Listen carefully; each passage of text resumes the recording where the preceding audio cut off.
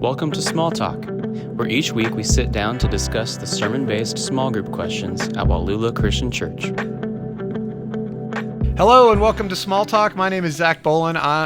I am Zach Bolin, and this is Craig Archer, and this is Lance Kaufman. One of these days I'll get this right. It's only been almost a year, but we're glad that you're joining with us this week. I'm just going to keep pressing on. We are continuing on in our series Storyteller, actually wrapping it up. This will be our very last one as we get up to Easter Sunday. Mm-hmm. And so we'll be looking at the cross today and just so much information there. And even with the questions that we picked, I mean, we could have gone a lot of different directions with that. But if you're listening to us in real time or the week of, we would invite you to come to church with us. We have a 5:30 service on Saturday night, and then we have our regular 9 and 10 o'clock on Sunday morning. So if you don't have a church home, please come to Wallula. We'd love to have you. And anything else? It's 9 and 10:30. I think I said that. Did I say that? Maybe 9 and 10:30, and then 5:30 on Saturday nights. Yep. This is all rehearsed, ladies and gentlemen. So, yep. But we are glad you're here with us. We're going to get started with a fun question, and it goes like this: have you ever heard the phrase "time flies when you're having fun"? What is something that you've done where time has just flown by, and when have you experienced something that made time drag on? Mm-hmm. And so, as it goes both ways, I'll start it off. I'll go. So I don't know if I was just, sometimes when you answer a question, I'm like, if I answer this tomorrow, it'd be totally different. But in the moment, I was thinking, when has time just flown by? And I just thought, my life just feels that way. Like at 42, I look back on my life and I'm like, how am I already 42? Like that's old, you know? Like that's how, when I was younger, I think that seemed forever away. Right. And then I think about like all the things that lead up to me being this age, and how it all just seems like a blur. So going to school, going to college, I've been working here for 18 years. That's flown by. Mm-hmm. I have a 9 and 11-year-old. That's flown by. Right. And then my oldest child is about to start middle school. Yeah. Mm-hmm. And it's just, all of it just seems like, it's just crazy. Like I can think about my whole life in 30 seconds, and it just seems so fast. And when I think about things that have dragged on, I think it's all those things I already mentioned. Like if I sit and think about each of those things, like going to college was, I mean, when you're in the middle of it, it feels like this is, when you're on writing an individual paper, it's like this thing will never end. Right. So each one of those things, when you think about it, but specifically when has time dragged on, the times that just like I could still feel it, that it took so long, was any kind of difficulty with parenting. So like when your kids don't sleep, which Craig is probably like, did you sleep last night? Did you get much? Last night was not a good night. Okay. I maybe like four and a half hours of sleep. Right. The night before is better. Yeah. I got 8 and I was like, all right, we're doing this. And then no, JK. But I remember, in the middle of it, especially with the first child, you just think like, this is never going to end. Like you just feel, it just wears on you. And then teething happens and you think, is this ever going to end? And then potty training, and is this ever going to? And so those are the times that just feel like it's not. Mm-hmm. And then it does. And then you look back on it almost jokingly and be like, remember that time we never slept for like 2 years? How crazy was that? And or we did diapers and it just seems like a blur when you think back. But at the time, man, you feel it in your bones. Like this is so hard. And so anyway, I was thinking more about life in general, but that's what I had. What about you guys? For the first part, time flying by, having fun. There's 2 things I thought about. First one is just reading, like sitting down to read. Mm-hmm. It seems like, well, I did this on Saturday. Haley was gone, and she took Haddon with her. So I had the 2 kids, but it was during nap time. Mm-hmm. And so, nap time is like this ticking time bomb. Mm-hmm. Like, when are they going to wake up? Right. So I was like, I'm going to try to sit down and read. Mm-hmm. And the whole time, it feels like the clock is like accelerating because I know something is coming, but I'm enjoying this thing that I'm doing. So it's really easy for me to just get lost in that. And then the second one would be, I was thinking about like music related stuff. I think most specifically it would be if I'm sitting down to record something or like create a song on my own. Like sometimes I'll do that at night, and it feels like I could just stay up for hours and do it, and the time just goes by really fast. Because I think I get really honed in on like an idea or something, and I want to keep like developing it or figure out like how I could do it better, and then time just goes away. It's crazy. So like the Small Talk song is one of those where I was just up really late and came up with this riff. And there's actually, it's only like 15 seconds that you hear on the podcast, but there's like a whole other section of the song and all these things. But stuff like that, I just get really sucked into that. Are there any lyrics that you wrote for it? No, not that one. We can make up our own theme song for this thing. Sure. We could. So shout out to anyone who want to do that. Well, we'll give you some recognition. Best lyrics for the Small Talk theme song. Yeah. I don't know what that was. I don't know. Anyways, second half of the question. I just think about like Star Trek, it's or whatever, right. And then I've seen people make lyrics to that, and it's just goofy things about Star Trek, and so anyway, sorry, go ahead. Sure. Anyways, time dragging on, I thought of my days as a middle school band teacher. Yeah, for sure. Specifically, I taught beginning band. Like I handed instruments to kids that had no idea what they were doing, and 25 kids in a room. I'm like, here, try the clarinet, and the flute, and the saxophone. Some of the most terrible sounds can come out of those instruments when you're starting, and it was like I enjoyed it because you got to see some really like quick growth because they're learning these instruments and like the basic skills. They build on it really fast. But man, there were days where I'm just looking at the clock like, right, I got 20 more minutes. Sure. I can do this. Yeah. I think you also see very quickly, not only those who pick it up, but very quickly those who are making up their mind, I don't think I'm going to do this. And so them checking out and being like... And part of it too, like, it was that.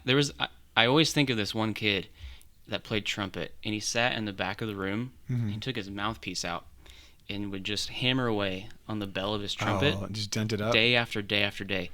And it thinned the metal.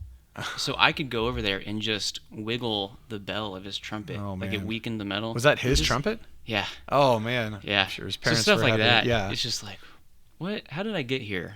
What is going on? Yeah. And the big shocker was when I completed a year. So you're like, all right, I did this. Send these kids off to the next band class. And then the next year starts. And I'm like, there's another 50 kids that don't know how to do this. Right. Here we go again. And I was like, here we go. Yeah. I got to do this all over. So Did you do the concerts and stuff? Like, do you guys have... Oh, okay. Yeah. Which is, it's really rewarding because you're taking these kids that have never done this before. And then within a matter of a semester, you're like, let's play a concert. So it's cool. But there were days where I'm like, man, how am I going to keep doing this?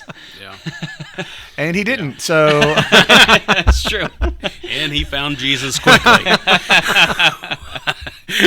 I will serve you forever if you get me out of middle school band.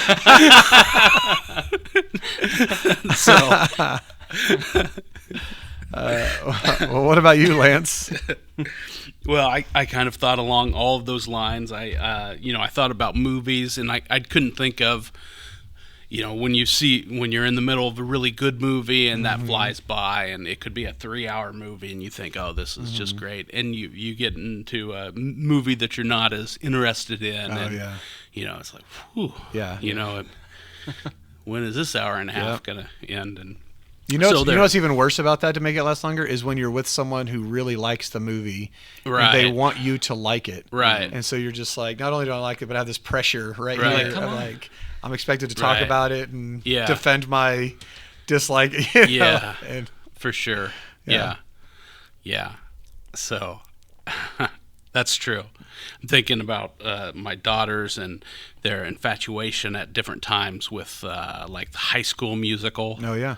and The Greatest Showman, and I shouldn't compare those two, right? I don't think, and they're perfectly. I mean, The Greatest Showman was a perfectly acceptable movie, and all of that. It just wasn't life altering for me, you know, and so I was like, okay, yeah, he's saying that, yeah, that's good. Yeah, he's riding an elephant. This is fun, and but they're. Yeah, anyway. Do they feel that way about your movies? Oh, like Hoosiers or I mean, they're different. Yeah. Zoe will still. I've never seen that, and I'm like, you've never seen that movie, and why didn't you? Oh, now I remember you were 14 and you went to your room, and I said, that's probably for the best. So that's okay. You didn't make her stay. That's all right. Yeah. So I thought about movies and whatnot, and I thought about, raising kids. And a few Sundays ago, I was talking to Craig and Haley as they're strapping their kids into car seats, and I said, pretty soon they're going to be out of. Oh yeah, I was car the old seats. man, Oh, that was a big one too. Yeah, you're going to get out of this, and they're going to strap themselves in, and your world is going to change, and they're rolling their eyes at me and like, go away, Grandpa, and sure, and so I thought about kids because you're exactly right. It flies by, and it's it doesn't, right? It really has been 18 years or whatever. It really does take that long. And things that you really love doing, like growing up, I loved. We went to the Royals game last night. Royals won, and probably because Sherry and I were there. That's the difference between the first 4 games. Yeah. And so fifth time's the charm. Yeah. And so they won. And growing up, I loved to play baseball. I remember when I was 8 years old, and so I'd only been playing a couple years, and our baseball team was just terrible. Just terrible. The Pad Outlaws. Shout out to Curly Q French fries at the Pad. But I was wondering what Pad was. Yeah, it was a restaurant. But we were terrible, and I had to pitch when I was 8 years old because I was one of the only kids on the team that could throw it that far. I think it was 46 feet. Yeah. And you had to throw it 46 feet, and you could throw it consistently that far and. Well enough to be considered a strike once in a while. And I remember I hated it because we were terrible. So every time I went out to play and I had to pitch, there was a rule you could only pitch 2 innings. So I pitched the first 2 innings of every game, and the game was over after the we were terrible. Point, we were terrible. I wasn't very good, all those things. And I even at 8, I was competitive, and I just thought, I just can't take this anymore. And the players on the team weren't very good around me. I'm sure some of them were, but at 1 inning we're getting shellacked, and if I get the ball close enough to the plate, they're hitting it somewhere, and the likelihood of one of our fielders fielding the ball is very, very low. And so they're scoring runs, and we're getting shellacked, and they hit a ball to right field, and I look out. There's no right fielder. And my dad is one of the coaches, so I asked Dad after the game, what happened? Why it wasn't BJ, that was his name, BJ, in right field? Well, BJ had come in out of right field telling the coaches, my feet are hot. His feet were too hot to continue possibly standing out Take there. your shoes off and go back out there. And so, right. Air those suckers out. Shoeless BJ. But, and so, all at once, that was one of my favorite things to do. But it was also, it just seemed like those 2 innings lasted forever. Yeah. Because I wonder what it feels like for the parents that were worse. Here we go again. I mean, I've been there too. This is just like that 6th grade band concert. Right. Yes. All those things. Yeah. Great job, Timmy. Yeah. No. Yeah. No. So, yeah, that's funny. So. All right. Well, moving on. We are, like I said before, we're looking at the cross, specifically Easter, and like I said, there was a bunch of questions. So if you're going through the small group questions this week, really, really good stuff. A lot of stuff to think about and process, especially how I think it applies to my own life and your own life. But we found a couple that we really liked, and This one I like because I hadn't really considered this, but as we read through the story of Jesus dying on the cross and what that was like, it says of all the different people listed in this story, who do you most identify with, and who do you least identify with, and why? And so it's just, knowing the story pretty well, I never really thought like, who would I connect with? But Craig, do you want to go first? No, I agree. It's a really great question. And something that, like you said, I haven't thought through this passage in that way before. So it was a good thing for me to do. Just kind of with any story like this, there's a lot of characters, and even like the multitude of people is mentioned. So even like the crowd that's following that wants to be there with Jesus. But one of the characters that, and I guess this one is talked about in more detail, is one of the thieves on the cross. Because you get the first one that's kind of mocking. It says in here that he railed at Jesus. But the second one, it's kind of the way that he speaks is kind of this progression of our own. We could probably see our own life in it, as far as surrendering our lives to Jesus. Right. So like the first thing he says is, and this is in verse 40, but the other rebuked the other thief, saying, "Do you not fear God?" So there's this initial recognizing who God is, how big he is,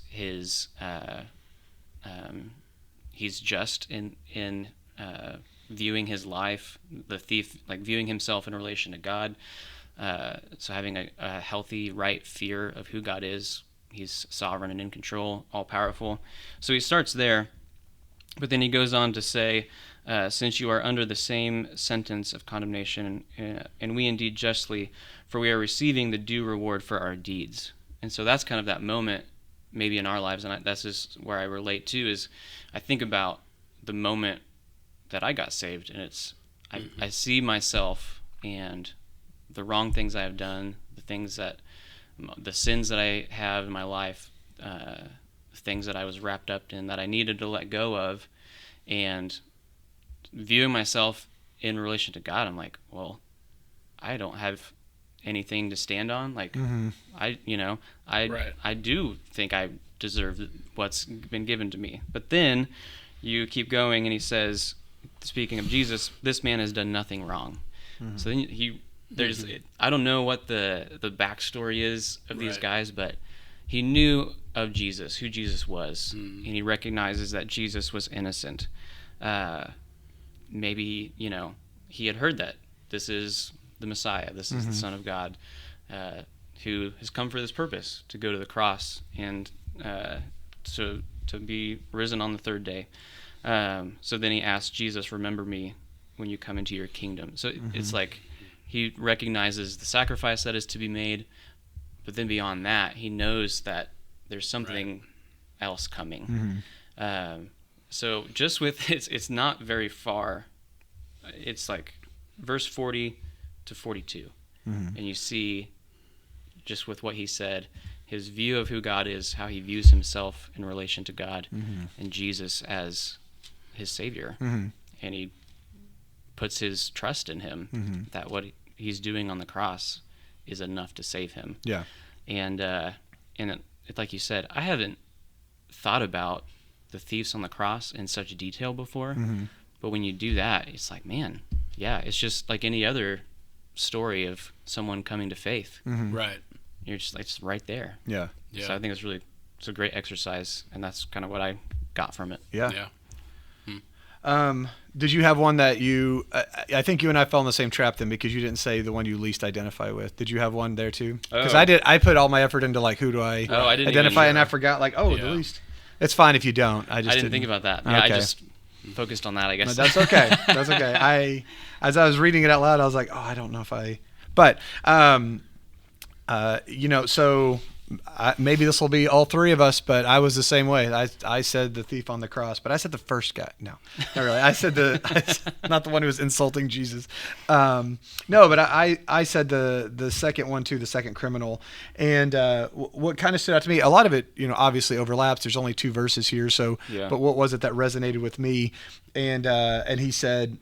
Not only does he recognize, who he is, but that he said we are punished justly, and we're getting what our deeds deserve. And I think this, in the moment, just this recognition of I'm a sinner saved by grace. That it begins before salvation happens. It begins with an awareness of where we are, and it's hard to move forward unless we recognize our own position in this. And so, in just those few words, when I get pulled over, I'm not mad at the cop. If I'm speeding, I'm like, I deserve, I don't like getting a ticket, but I'm like, well, I did it. So, right. I want the policeman to, if someone's speeding past me, I'm like, where's the cop? And so when it happens to me, I'm like, oh man, and I'm mad at myself, but at the same time, it's like, I deserve this. I was for sure breaking the law, whether intentionally or accidentally. And so, I think having that sort of attitude of, we are punished justly, we're getting what our deeds deserve. And so, and then also, like you said, recognizing that Jesus had done nothing wrong. I also, the last thing he said really resonated with me in verse 42. It says, then he said, Jesus, remember me when you come into your kingdom. He is dying on the cross with no hope for anything, right? Right next to Jesus. Mm-hmm. And all he can do, he's like, look, I have nothing to give you. I don't even have the rest of my life to give you. Mm-hmm. I just, would you please remember me? And really this attitude of not only do I deserve this, but this sort of, it's you or nothing, Jesus. Can you, and sort of this total submission of trusting in Jesus. And that's really where I'm at. And I think we kind of can fool ourselves into thinking, well, I have this life and I can do this and this and this. And, but at the end of it, we all die. Mm-hmm. And all we can do is just trust in Jesus and just say, it's why Easter's so amazing. I was talking to my mom and she thought, well, wouldn't Christmas be more? And some people like Christmas more, but from a story standpoint, I just feel seeing not only, and I tell the students this all the time, it's not about Jesus dying on the cross. A lot of people died on a cross, but that he conquered that death, and he gives us that hope as well. And so all he could do was ask Jesus to remember him, and that's how I feel. Right. I'm just, Jesus, please remember me. Thank you for doing this. I don't deserve it, but and so that part spoke to me in his life. But and I would say I was answering the second question while you were answering yours because I was like, oh, who do I resonate with the least? A lot of people were against Jesus, and even as I look between the soldiers who mocked him and the rulers who sneered, the rulers, I think it even says in verse 34, or I'm sorry, no, verse 35. Is that even right? Hang on. It says the rulers scoffed at him in 35. Yeah, and verse 35. Yeah, there it says. And mine says the people stood watching, and the rulers even sneered at him. They even, they kind of highlighted that. The idea of sneering at him is it's one thing to you're against Jesus, you don't think he's right, whatever, and then to be okay, we're done with him, but then to go above that and be he actually did miracles. He. The stuff that he was saying was true. You just didn't care because it went against what you wanted. And so to have that sort of nature of the soldiers, I'm going to just assume they didn't know. They're just hey, we're punishing this criminal. Orders. They're just going to scoff.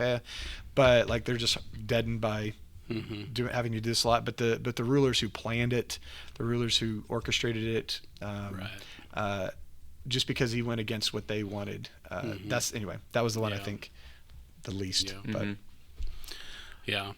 I guess I'm going to kind of chicken out on this question because as I thought about it and sort of made a list of some of the people listed and some, in all 4 of the Gospels and you kind of think that through, and I just thought, it depends on the day, I suppose, because there's just, I would like to say that every day of my life is lived like that second thief on the cross, but I guess if I'm honest, it's not.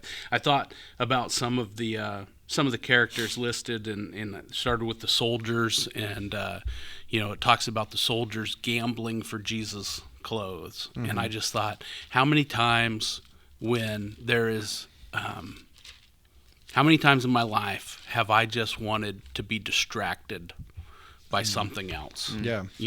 And not necessarily something sinful or in itself wrong, but how many times have I just wanted, I'm going to turn on this TV program because I don't want to think about or deal with the relationship or the issue or the ministry situation 1 minute longer. Right. I'm just going to distract myself from all of this, and certainly those. God knew that they would gamble for those clothes that fulfilled prophecy, all of those things. Yeah. But I wonder if they were just like, there's, you get a sense, at least some of them, oh man, this guy really is righteous at the end, and so how much did they just want to be distracted from what they were really accomplices to? And there are times in my life when I've just wanted to be distracted. You think about Mary and some of the other women, but especially Mary, the mother of Jesus, and just how hopeless and helpless she had to feel in that moment with her firstborn son hanging on a cross. Regardless of where she was at, and Mary was a believer. I think even at this point, and her other sons not so much, but Mary had pondered these things. She was kind of in on it from the get-go, and so I think Mary had some insight into all of this stuff. But regardless of kind of her theological viewpoint, her son is dying on the cross, and how hopeless and helpless she had to feel. And man, there's been, we've all been in that spot where we are sort of without hope, seemingly, and we feel helpless, and all we can do is stare up at Jesus, and that's kind of where she was at. I thought about the Pharisees and the chief priests, the religious leaders, and you talked about it, Zach. And I don't want to think that I've ever been in a place where I've sneered at Jesus, or essentially they're telling him, "I told you so." If you were really the Christ, you'd save yourself. You saved others, why don't you save yourself? And just that self-righteousness, and that they were overwhelmed by their own self-righteousness. And man, I'm fearful of times when I've been overwhelmed by my own self-righteousness, and I don't want to be that guy for sure. So I want to say that I relate least to the religious leaders, right? I'm fearful that on occasion I might be more similar to them. Or John, the beloved disciple. I think of Jesus looking down at John and saying, "Hey, this is my mom, but now she's your mom." And then John took her into his house from that day forward, and just thinking about his responsibility to care for others, for the church, and sometimes I relate to that, right? That you have this responsibility to care for others and to care for his church, to feed his sheep. And I know that's Peter, not John, but we're going to mix disciples there and kind of go there. And so I just think, as I thought through all of those characters, there's something we can learn from each one, and I think they're just different seasons or different challenges we face, different times in life when maybe I relate to one a little more than the other. Yeah. Well, okay. Or even Simon of Cyrene, right? Well, who got drafted into the whole thing, and sometimes you're just there, and you don't want whatever it is in your life, right? We've all been drafted into whatever challenge we're facing, and here's the cross, carry it. Yeah. Well, all right, we'll allow that answer then. Thanks. No, that's good. We were doing questions 5 and 7, and I asked you guys, can we do the question number 5 second? Because I just it really stood out to me, and it goes like this: how can it be fair that someone in their last few minutes of life can be assured of eternal life in paradise? Yeah. And I think, man, that's such a that's such a good question Right. that I think people Right. have probably either struggled with, or I don't know if accused is the right word, but maybe how can Right. Christians say this? And so a lot to unpack there. But how can it be fair that someone, on their deathbed, if you will, still get to heaven, even though they've been living a life that's been, Right. against Jesus the whole time? This is an easy answer. Right. This I mean, is for easy. me, it is. Yeah, I feel like but I love it so much because I think it challenges Right. people's ideas. I guess we should answer it though. Yeah. Do you want to go first? Do you want? Doesn't matter to me. Okay, I'll go because I was really pumped for it. Yeah. So how can it be fair? And so I think about talking to the middle schoolers or high schoolers, and they're like, "How is that fair?" And I just say, "Oh, it's not." Right. Oh yeah. Yeah, you're absolutely right. That's not fair. It's not fair at all. That's the right answer. Yeah, and that's the point. It's not fair that they get to do that. And let's press a little bit here and say, it ain't fair that you get to go to heaven, right? It's not fair for any of us that none of us deserve eternal life. And so to complain about someone else getting into heaven, on their deathbed when you've been serving your whole life is absurd because you didn't deserve it either. And so, I think it very clearly and obviously that the root of that question just points to the big idea of grace and just this idea of, getting what you don't deserve. We don't do anything to earn salvation. And so that's why I really like that question, is because then it opens the door to all of this, and, talking with the students once, I remember giving the illustration of if there's a line that you have to stand for, and if you're on one side of the line, those people get to go to heaven, and on the other side is everyone else who doesn't. It's everyone behind that line. Like everyone is not going to heaven. You may be further up in the line between Hitler, who's way in the back of it, and you may okay, fine. You're further up in the line of the people not going to heaven, but we all don't get it. It's we all need God's grace, and so we should be celebrating when someone accepts, even in the last stages of life. It reminds me of Ephesians 2:8. For it is by grace you have been saved through faith, and this is not of your own doing, but it's the gift of God, not as the result of works, so that no one can boast. And so, and I started thinking more about the idea of why is that fair? And to me, at the heart of that, I hear pride.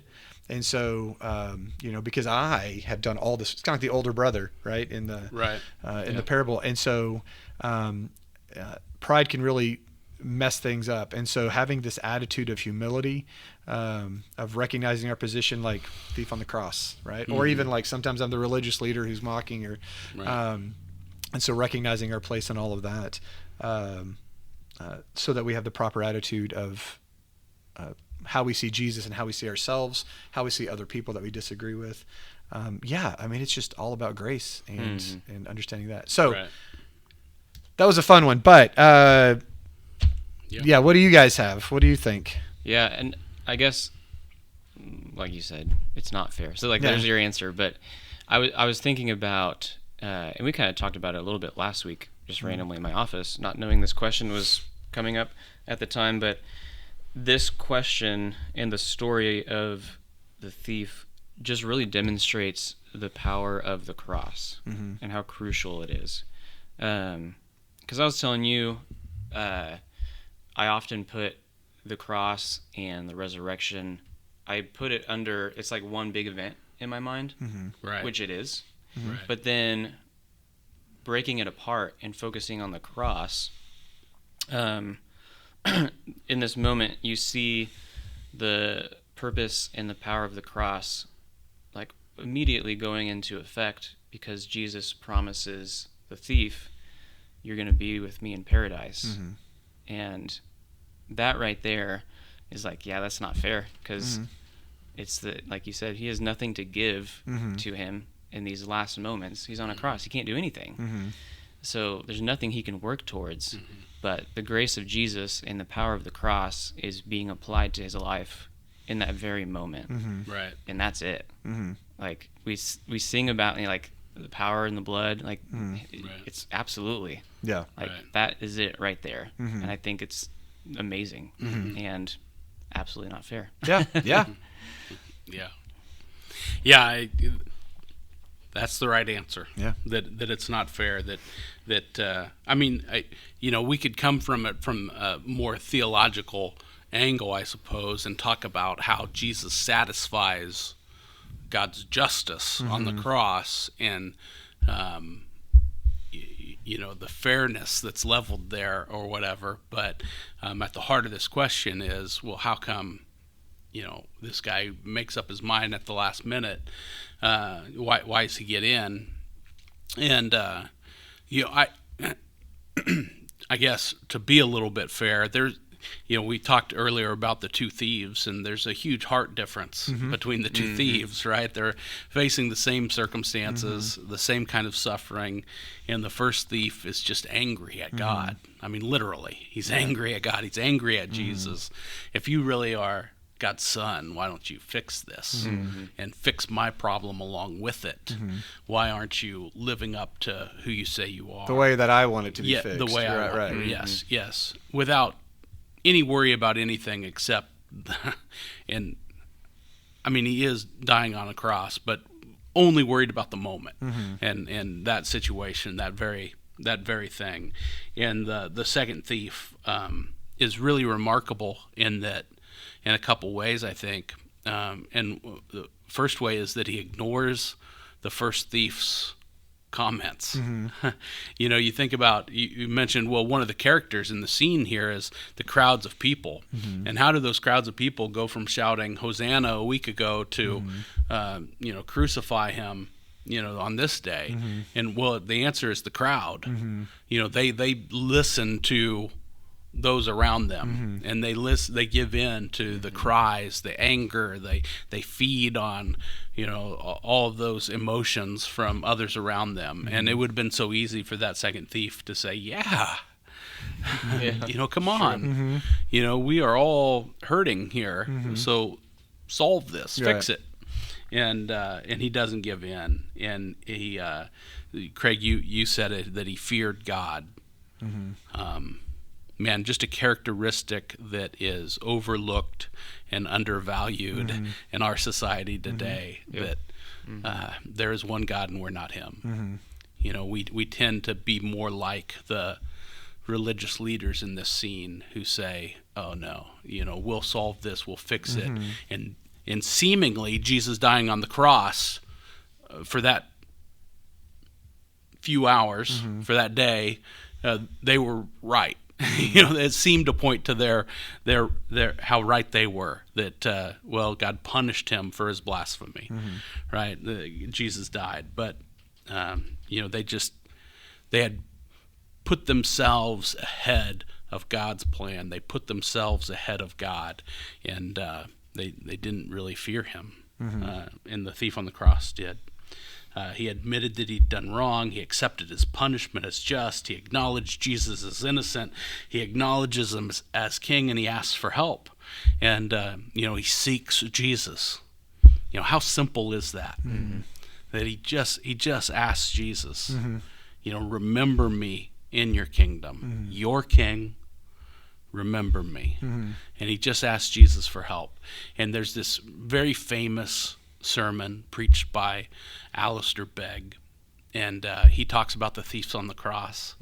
And he asks, he's British, he's got this British accent, and so it sounds so cool as he's preaching this, and he said, I just want to meet this guy and see how it sorted out for him. He said, how it worked out for him, because he didn't have, any Bible studies or church background. He wasn't the member at the right church or even the wrong church. He didn't know anything about church membership.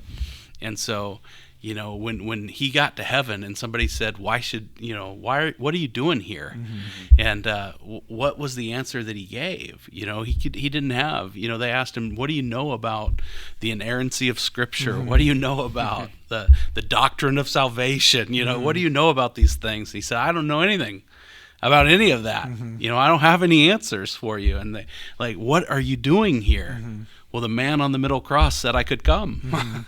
And that's, for every single one of us, the story of these thieves on the cross, of Jesus' death on the cross, his resurrection, you know, Zach, you said grace, but it ought to remind us that when we start to think about the things I need to do in order to inherit eternal life, you know, we're really approaching it in the wrong manner. You know, those things have already been done. You know, what has Jesus done for us?